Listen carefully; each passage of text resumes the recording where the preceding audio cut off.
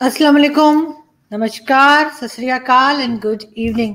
मैं हूं आरज़ू काज़मी। आज जैसे कि आप जानते ही हैं, लेकिन फिर भी मैं हर बार नाम बताती हूँ। तो आज जी मेरे पास कुछ खास काम नहीं था। मैं इतनी वेली थी कि आप ना पूछें। बिल्कुल ही खाली बैठी हुई थी। तो मेरा ये हाल हुआ हुआ था कि मैं मतलब मुझे अगर कोई ट्विटर के ऊपर कोई फॉलोअर आता था और मुझे मतलब नया कोई फॉलोअर आके फॉलो करना स्टार्ट करे, तो मैं उस फॉलोअर की पूरी प्रोफाइल ट्विटर पे जाके जो है ना पढ़ रही थी और चेक कर रही थी। इतना मेरे पास फालतू का टाइम था। तो बिल्कुल आज हम आपसे बात करेंगे थोड़ी, लेकिन सबसे पहले जो लोग हमें देख रहे हैं, मैं उनसे हाथ जोड़ के रिक्वेस्ट करती हूँ, प्लीज हमारे चैनल को सब्सक्राइब करना ना भूलें। हमारे चैनल को सब्सक्राइब करें, हमारे चैनल्स को अपने दोस्तों, रिश्तेदारों, दुश्मनों, अड़ोसी पड़ोसी, इधर आगे पीछे दाएं बाएं जो रहता है, लेफ्ट राइट, सबको प्लीज हमारे चैनल का बताइए और उनसे कहिए कि आपने टाइम जाया करना है तो आप आरज़ू काज़मी के चैनल पे जाके अपना टाइम बर्बाद कर सकते हैं। तो बिल्कुल आप हमारे चैनल की प्लीज प्रमोशन कीजिए। हमारे चैनल के लिए जो है वो लोगों से कहिए कि वो हमें सब्सक्राइब करना ना भूलें। और फिर हम चलते हैं आगे की कुछ न्यूज के ऊपर। भारत जो है वो जैसा कि आप जानते हैं कि भारत हमारा पड़ोसी मुल्क है। वो अपने लोगों को जो है वो धड़ाधड़ कोरोना वैक्सीन जो है वो लगा रहा है बनाकर, और उस वैक्सीन को वो फ्री में भी दे रहे हैं दूसरे देशों को, और बेच भी रहे हैं। मेरे ख्याल है अगर कोई खरीदता है तो वो उसको सेल भी कर रहे हैं। और पाकिस्तान क्या कर रहा है? पाकिस्तान जो है वो बिल्कुल, जैसा कि आप सही समझते हैं, हम बिल्कुल फ्री में वैक्सीन ले रहे हैं। आज भी हमें चाइना ने जो है बहुत सारी वैक्सीन भेजी हैं और हम फ्री फंड में काम करा रहे हैं। और इस चीज से मोदी जी को कुछ ना कुछ खरीदना चाहिए। पाकिस्तान में क्या हालात हैं, हमारे बहुत से दोस्त ये जानना चाहते हैं। तो सबसे पहले जो लोग पाकिस्तान में रहते हैं वो प्लीज आहिस्ता आहिस्ता चला करें, बहुत जोर से जमीन पे जो है या रोड के ऊपर पांव पटक के ना चलें, पांव ऐसे करके जोर से मार के ना चलें, बिकॉज दूध और शहद की नहरें बाहर आ सकती हैं। जो खान साहब ने जो है वो आपको मालूम है कि कितनी ज्यादा मुल्क को तरक्की दी है। तो इस वजह से ये प्रॉब्लम आपको फेस करनी पड़ सकती है। इस वजह से आप हल्के हल्के चलिए बिल्कुल। और हमें एक पिक्चर में आपको दिखाती हूँ खान साहब की, यानी कि इमरान खान साहब की। ये देखिए, ये इमरान खान साहब की वो पिक्चर है जब वो 2038 में प्राइम मिनिस्टर बन जाएंगे। उस वक्त तक आपको मालूम है कि पाकिस्तान की आबादी जो है वो सिर्फ 2 लाख रह गई होगी, क्योंकि बाकी सब लोग जो हैं वो तो आपको मालूम है कि महंगाई की वजह से बाकी सब जो है वो तो मर खप ही चुके होंगे। तो इस वजह से देखें खान साहब को दोबारा देखिए, कितना उनके चेहरे के ऊपर नूर है, कितने वो खुश लग रहे हैं। और मेरा उन यूथियों के लिए मैसेज है जिनको मेरी बात बुरी लगती है, जिनको मेरे कमेंट बुरे लगते हैं, तो प्लीज जिस यूथियों को भी मेरी बात बुरी लगे वो जरूर मुझे याद से बता दे, ताकि मैं दोबारा वो बात दोहरा सकूं, दोबारा वो बात कर सकूं। पाकिस्तान में लोग कोरोना से कितने महफूज हैं आप सब जानते ही हैं। पाकिस्तान में सब लोग कोरोना से उतने ही सेफ हैं जितने सेफ इसमें मिथुन चक्रवर्ती आपको साइकिल के पीछे नजर आ रहे हैं, और जितने सेफ वो आपको नजर आ रहे हैं पाकिस्तान में भी हम लोग उतने ही कोरोना जो वायरस एक है उससे हम इतने ही महफूज हैं, उतने ही सेफ हैं। इस वजह से हमें कोई खास परवाह नहीं है, हमें वैक्सीन की भी कोई जल्दी नहीं है। हम आप लोगों के इंडियंस की तरह भाग भाग के वैक्सीन नहीं मंगा रहे, ना ही बना रहे हैं। हमें ना बनाने की जरूरत है, ना मंगाने की जरूरत है, ना खरीदने की जरूरत है, क्योंकि हम बिल्कुल इसी तरीके से, आपने जैसे देखा मिथुन चक्रवर्ती को वो साइकिल के पीछे कितने अच्छे लग रहे थे छुपे हुए, हम बिल्कुल इतने ही सेफ आपको नजर आएंगे। और जहां तक मेरी बात है तो मेरे ऊपर तो अब लोग इतना ट्रस्ट करने लगे हैं, आप यकीन कीजिए। जब से मुझे आईएसआई की एजेंट बताया गया है, लोग इतना मेरे ऊपर ट्रस्ट करते हैं कि मुझे तो ना अब फैमिली के बच्चे जो है ना मुझसे लेस पैकेट वो जो होता है ना चिप्स का, वो भी नहीं खुलवाते कि कहीं इसमें से 2-4 खा ही ना ले।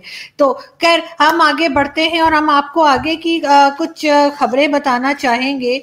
और एक न्यूज तो मैंने कल ट्विटर पे लगाई भी थी कि रावलपिंडी में 2 लोगों को अरेस्ट किया गया जो कि एक गधे यानी डोंकी को ज़िबा कर रहे थे, जेज कर रहे थे, काट रहे थे, और उसके ऊपर उनको अरेस्ट किया गया। और साथ ही मैंने एक दूसरी न्यूज भी लगाई थी कि पार्लियामेंट के इधर इर्द गिर्द जो है वो सिक्योरिटी टाइट कर दी गई है। और आप लोगों ने, इतने आप लोग डफर है ना, आपने उन दोनों न्यूज को साथ में जोड़ के पढ़ दिया। ऐसा नहीं थी 2 अलग अलग न्यूज थी, मतलब वो गधे को काट रहे थे वो अलग थी और सिक्योरिटी तो कोई और रीजंस की वजह से सिक्योरिटी बढ़ा दी होगी पार्लियामेंट की, पता नहीं क्या आप लोगों ने टेंशन फैलाई हुई है ना। मेरी हर न्यूज का ना आप कुछ ना कुछ नेगेटिव पॉइंट निकाल लेते हैं। पहले मेरी लाइफ में थोड़ी सी टेंशन थी, अब जो है वो टेंशन में थोड़ी सी लाइफ रह गई है, सिर्फ इसीलिए कि आप लोग जो है ना उल्टा सीधा कुछ भी समझते हैं। अब मैं आपको एक पिक्चर और दिखाती हूँ। ये है जी बंदरों की पिक्चर है, ये मंकीज हैं। और मैं आपको ये बताना चाह रही हूँ कि जो पाकिस्तानी पॉलिटिशियंस होते हैं वो इन बंदरों की तरह होते हैं। यानी अगर इनका झगड़ा हो जाता है आपस में तो ये पूरा बाग उजाड़ देते हैं, पूरे बाग का बेड़ा गर्क करके रख देते हैं। लेकिन अगर इन पॉलिटिशियंस का आपस में दोस्ती हो जाए, आपस में मिल जाए, तो फिर ये मिल के पूरा बाग खा जाते हैं।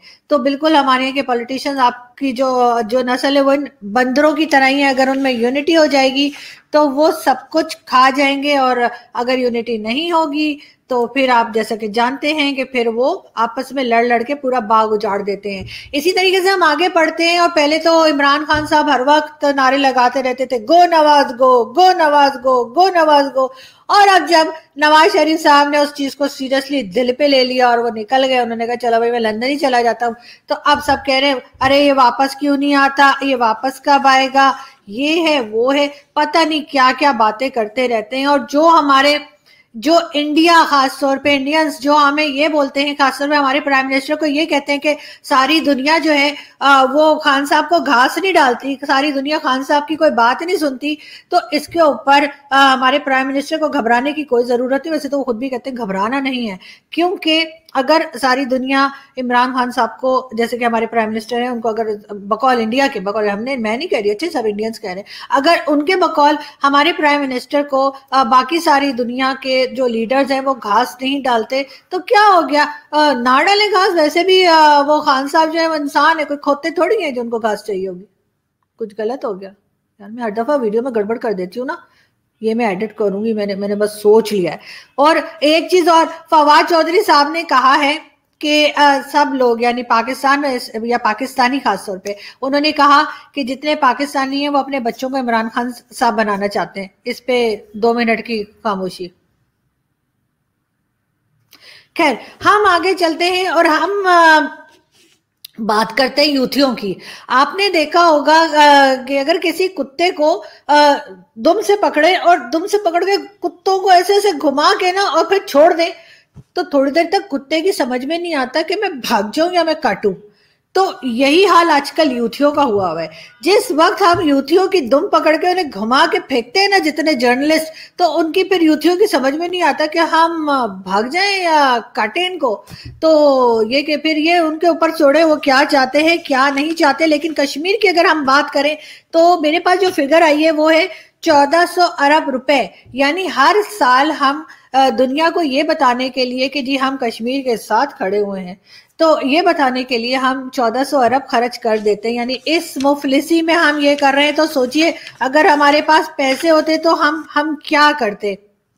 दूसरी मैं बात आपको बताती हूँ, एक और जो हमारे पास न्यूज आई है, उस पे जाने से पहले मैं दोबारा आप लोगों से रिक्वेस्ट करूंगी कि प्लीज हमारे चैनल को सब्सक्राइब करना ना भूलें। और हम थोड़ा सा लाइटर मूड में जाते हैं, हम थोड़ी सी अच्छी बात करते हैं। वैलेंटाइंस डे आ रहा है और 8 तो आज 8 9 तो हो ही, 9th है शायद, मेरे ख्याल है 9th हो गई है और थोड़े दिन ही रह गए हैं। और सब लोग इंतजार कर रहे होंगे कि जी कोई फूल मिलेंगे, चॉकलेट्स मिलेंगी, परफ्यूम्स मिलेंगे, गिफ्ट्स मिलेंगे। वैसे ऐसा है नहीं। आजकल मैं देख रही हूँ जिस उम्र के लोगों को, बच्चों का या जो स्टूडेंट्स हैं, उनके ब्रेकअप की मैं सोशल मीडिया पे स्टेटस देखती हूँ कि ब्रेकअप हो गया है। उस एज में मैं तो बैठ के मट्टी खा रही होती थी। तो अब तो बच्चे इतने तेज हो गए हैं कि देखें बड़ी जल्दी जल्दी इनके रिलेशनशिप बनती भी है और साथ ही टूट भी जाती है। लेकिन एक चीज और है कि जो हमारे यहाँ कहा जाता है ना, हर कामयाब मर्द के पीछे एक औरत होती है, तो बिल्कुल इसी तरीके से हर नाराज औरत के पीछे भी एक आदमी होता है जिस बेचारे को समझ ही नहीं लग रही होती कि हुआ क्या जी, मैंने किया क्या जो ये मेरे से बात नहीं कर रही। तो वैलेंटाइंस डे से पहले सब लोग जो है जिसका झगड़ा हो गया है वो झगड़े को खत्म करें और आगे आगे बढ़ें और एक दूसरे के साथ अच्छे से रहें और दोस्ती करें। और क्योंकि वैलेंटाइंस डे सिर्फ सिर्फ उन लोगों के लिए नहीं होता है जो कि एक लव बर्ड्स होते हैं, लेकिन ये आपके पेरेंट्स के लिए भी हो सकता है या आपके बहन भाइयों के लिए भी हो सकता है कि आप उनको बताएं कि आपको उनका ख्याल है। आप अपने पेरेंट्स को भी बता सकते हैं कि आपको उनका एहसास है और आप उनका ख्याल करते हैं। बिल्कुल इसी तरीके से हम अगर ये बात करें कि यहाँ पर करप्शन की बात होती है, यानी इमरान खान साहब हर वक्त कहते रहते हैं जी करप्शन होगी, पाकिस्तान में करप्शन है, पिछले जितने भी पॉलिटिशियन है सबको करप्ट बता रहे होते हैं। लेकिन मजे की बात यह है कि अगर कोई हिस्ट्री पढ़ने का शौकीन हो मेरी तरह से और खामखा बैठ के हिस्ट्री देखता रहता हो, ना सिर्फ ये कि सालों पुरानी बल्कि कुछ थोड़े साल पुरानी भी अगर कोई देखे तो उसे पता चलेगा कि खान साहब के अब्बा जी, जो असली वाले अब्बा जी, वो तो बेचारे करप्शन केसेस में ही बाहर हुए थे जॉब से। तो ये चीज कहना, और दूसरा ये कि जो उनका फॉरेन फंडिंग केस चल रहा है वो भी माशाल्लाह ही है, क्योंकि वैसे तो कहा जाता है कि सदका और खैरात, इस्लाम में कहा जाता है कि सदका और खैरात जो है वो बड़ी बड़ी बलाओं को खा जाता है, लेकिन यहाँ पे ऐसी बलाएं भी हैं जो सदका और खैरात को ही खा जाती हैं। तो बिल्कुल यहाँ पे मैं यही बताऊंगी कि खान साहब फॉरेन फंडिंग केस का क्या हुआ चलने दें, उसका फैसला आने दें, पता लग जाएगा आप कितने पानी में हैं। वैसे ताजमहल की बात अगर हम करें, इंडिया में बड़ी खूबसूरत जगह है ताजमहल जहाँ पर है आगरा में, और मुझे भी बड़ा शौक है और कई पाकिस्तानी ऐसे जिनको बहुत शौक है ताजमहल देखने का। लेकिन अगर ताजमहल पाकिस्तान में होता तो फिर क्या होता? अगर ताजमहल पाकिस्तान में होता तो वहां पे हर साल जो है ना वो शाहजहां का उर्स हो रहा होता, वहां पे कोई गद्दी नशीन भी होता और वहां पे यकीनन डोनेशन का बॉक्स भी लगा होता जिसमें हम उनसे सारे इंडियंस से जो है ना डोनेशन मांग रहे होते, क्योंकि हमारे मुल्क में कोई जगह हो और वहां पे डोनेशन बॉक्स ना हो, ऐसा तो पॉसिबल है ही नहीं। साथ हम बात करते हैं शेख मुजीब की। शेख मुजीबुर रहमान ने जब तक साइकिल पे पाकिस्तान के लिए डोनेशन मांग रहे थे बेचारे, तब तक बहुत अच्छे थे। जिस दिन उन्होंने बात की बंगालियों के राइट्स की, उन्होंने कहा कि जी उनको उनका हक दिया जाए बंगालीज को, उसके साथ ही वो गद्दार हो गए।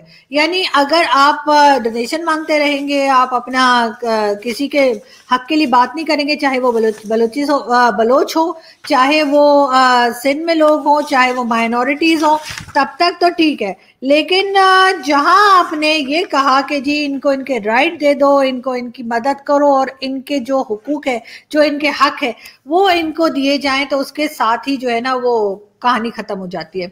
यहाँ पे मैं आपको एक चीज और बताऊं, हमारे DGISPR जो है उन्होंने कहा कि जी पाकिस्तानी फौज को सियासत में ना घसीटा जाए, पाकिस्तानी फौज का सियासत से कोई ताल्लुक नहीं है, पाकिस्तानी फौज जो है वो एक अलग इदारा है। बहुत अच्छी बात है, ये चीज आपने अब कही है, ये चीज अगर आपको अब समझ आई है, अब पता नहीं कहाँ तक आप इस पे बिलीव करते हैं या सिर्फ स्टेटमेंट की हद तक है, क्योंकि हमें जो याद है वो हमें ये याद है जो मैं आपको दिखा रही हूँ।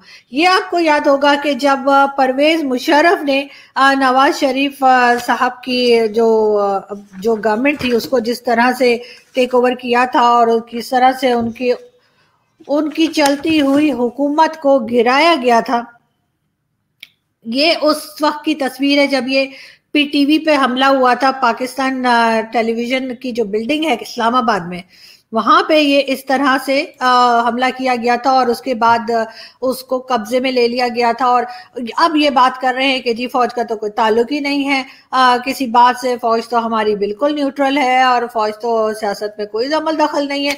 लेकिन सर बिलीव कौन करेगा?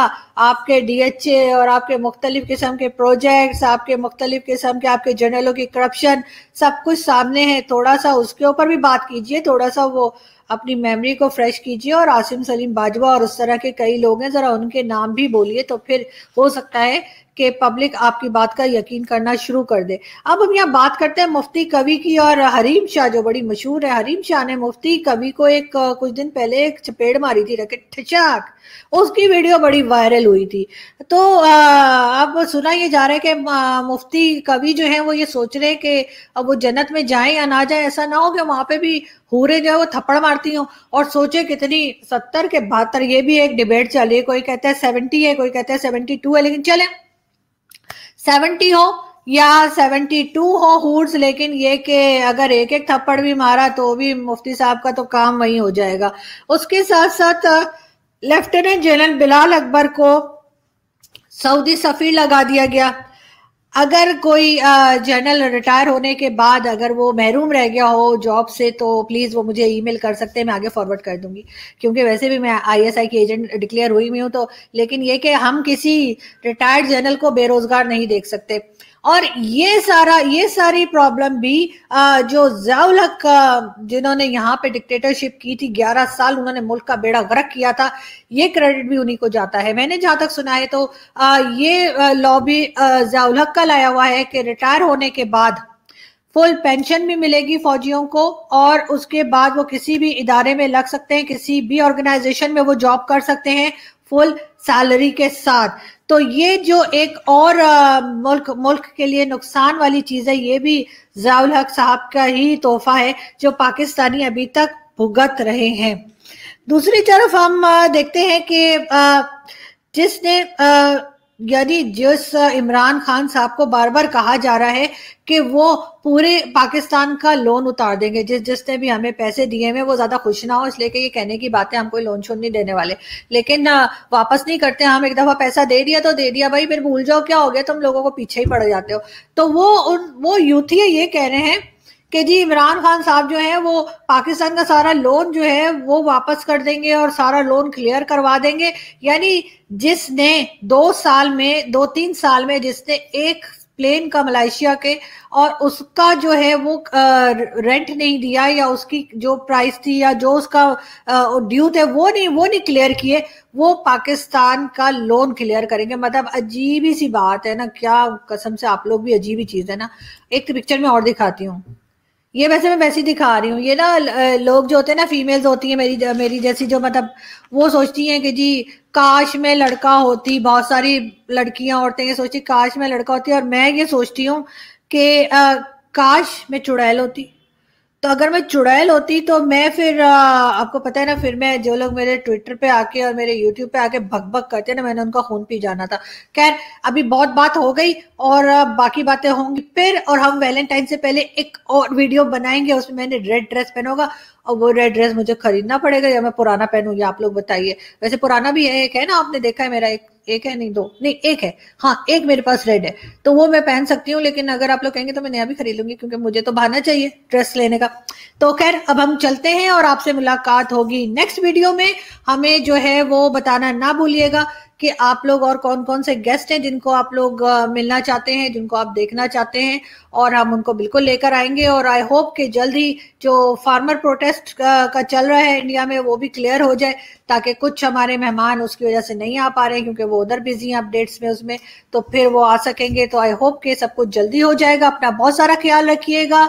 और मौसम चेंज हो रहा है, आपको पता है कि अब सर्दियां खत्म हो रही हैं, तो उस वक्त गले ज्यादा खराब हो रहे हैं, लोगों को बुखार जुकाम ज्यादा हो रहा है, तो अपना बहुत सारा ख्याल रखिएगा और अपने पेरेंट्स का भी। Thank you so much.